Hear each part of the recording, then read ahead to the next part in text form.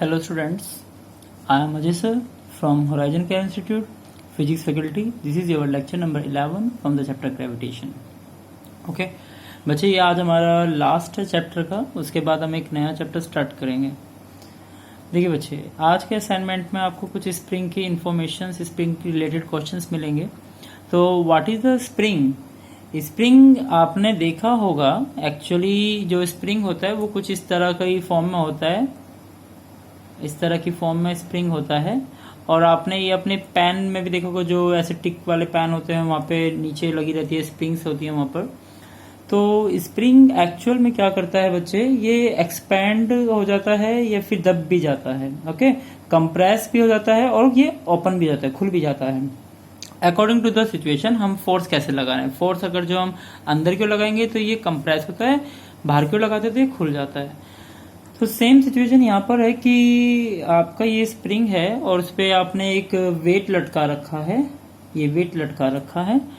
और मान लीजिए आपने अभी नीचे से हाथ लगा दिया ऐसे, और ये स्प्रिंग इस तरह से है, ये देखें आप, यहाँ पे हाथ लगा रखा हमने। तो ये खुलने की कोशिश करना चाहता है, लेकिन ये हमने अपने हाथ से सपोर्ट दे दिया तो ये खुलेगा नहीं, मतलब ये अभी ओपन नहीं हो पाएगा। लेट्स से आफ्टर रिलीज मैंने अपना हैंड को रिमूव करा, अपने हाथ को रिमूव करने से क्या होगा, इसका वेट इसको नीचे की ओर खींच देगा। तो वेट की वजह से ये जो बॉडी है नीचे की ओर आ जाएगी। ओके, जिससे जो स्प्रिंग की लेंथ है वो पहले से ज्यादा हो जाएगी और हम कह सकते हैं कि आपकी जो स्प्रिंग है वो एक्सपैंड हो गई। और ये एक्सपैंड किसकी वजह से भी है, जो वेट लगा है। वेट तो पहले भी लगा था, लेकिन पहले ये वेट को सपोर्ट मिली थी। ओके, और वेट को जब सपोर्ट मिल जाती है तो जो स्प्रिंग होता है वो कोई भी रीडिंग मेजर नहीं करता। स्प्रिंग रीडिंग कब मेजर करता है, जब उसकी लेंथ में कभी भी चेंज आएगा। अगर जो स्प्रिंग की लेंथ चेंज होती है तो स्प्रिंग रीडिंग मेजर करता है, शो करता है। अदरवाइज अगर जो उसकी लेंथ में कोई चेंज नहीं आ रहा है तो इसका मतलब कोई भी ये रीडिंग शो नहीं होगी। तो हम यहाँ पे देखेंगे कि यहाँ पे रीडिंग आएगी, यस यहाँ पे रीडिंग आएगी, लेकिन यहाँ पे रीडिंग नहीं आएगी। क्यों नहीं आएगी? क्योंकि यहाँ पे लेंथ में चेंज नहीं हुआ, लेकिन यहाँ पे रीडिंग आपकी आएगी। ओके, तो अब यहाँ पे देखिए बच्चे, ए spring measure the apparent weight act on it. देखिए बच्चे, वेट तो दोनों सिचुएशन में लगे हुए थे, लेकिन वास्तव में वेट कहाँ मिला? वास्तव में वेट तो इस वाले सिचुएशन पे मिल रहा है जहां पे ये W जो था फ्री है। ओके, लेकिन यहाँ पे W जो था वो फ्री नहीं था, तो इसको एपरेंट वेट कितना मिल रहा है? इस स्प्रिंग को एपरेंट वेट 0 मिल रहा है। ओके, क्यों? क्योंकि हमने अपना एक फोर्स दिया और जिसकी वजह से ये वेट नीचे की ओर नहीं जा रहा है, तो हमारे फोर्स ने इस वेट को कैंसिल किया और स्प्रिंग को नेचुरल लेंथ में रखा।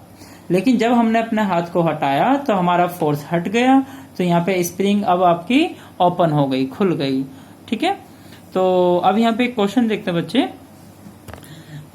Give reason, state the reading on a spring balance when it is attached to a floating block of wood which weighs 50 gram in air. Okay, तो मतलब कुछ क्वेश्चन का मीनिंग क्या है कि एक स्प्रिंग है, उसके साथ हमने एक ब्लॉक लगा रखा है, ठीक है, और हम यहाँ पे उसकी रीडिंग मेजर कर रहे हैं। और ये कहाँ रखी है? मान लीजिए ऐसे वुड के प्लैंक पे रखी है, ये वुड है, ये वुड है। Okay, like this is the spring, और ये इस पे ऐसे हमने वेट लटका रखा है, और ये जो वुड है वो कहाँ पर है? ये इस पानी में है, ये लिक्विड है, वाटर कह सकते हैं। तो अब हमें क्वेश्चन में पूछा है reason the state reading on a spring. यहाँ बताइए, क्या यहाँ पे रीडिंग आएगी? हम साफ साफ आंसर देंगे नो। क्यों? क्योंकि ये तो बिल्कुल ऐसी सिचुएशन है जैसे यहाँ पे मैंने ये बताई आपको। तो यहाँ पे क्या होगा, ये वेट नीचे जाने की कोशिश कर रहा होगा, लेकिन इस वुड ने क्या करा होगा, इसको सपोर्ट किया होगा। अच्छा, वुड क्यों नहीं नीचे डूब गया?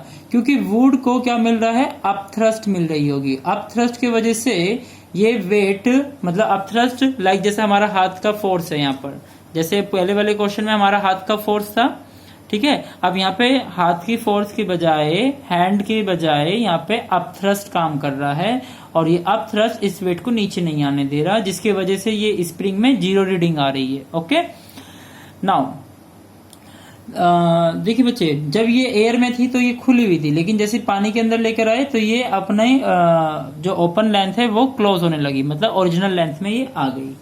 नाउ दूसरा एक और क्वेश्चन आपके असाइनमेंट का ही है कि आपके एक गोल्फ बॉल है और वो गोल्फ बॉल पानी के अंदर पूरी डूब जाती है। देखिए पहले पानी का लेवल इतना था, मान लीजिए पानी का लेवल इतना था, अब हमने यहाँ पे गोल्फ बॉल को डुबा दिया, तो गोल्फ बॉल को डुबा दिया तो इतना स्पेस अमाउंट ऑफ वाटर तो यहाँ से डिस्प्लेस हो जाएगा, क्योंकि इस जगह पर अब बॉल आ गई है, तो ये पानी कहाँ चला जाएगा, ये पानी इस तरह से लेवल को इंक्रीज कर देगा। मान लीजिए इतना लेवल यहाँ पर इंक्रीज हो गया, तो क्वेश्चन में आपको क्या गिवन है कि लेवल जो होता है वाटर का कितना इंक्रीज हुआ, 30 सेंटीमीटर क्यूब इंक्रीज हुआ।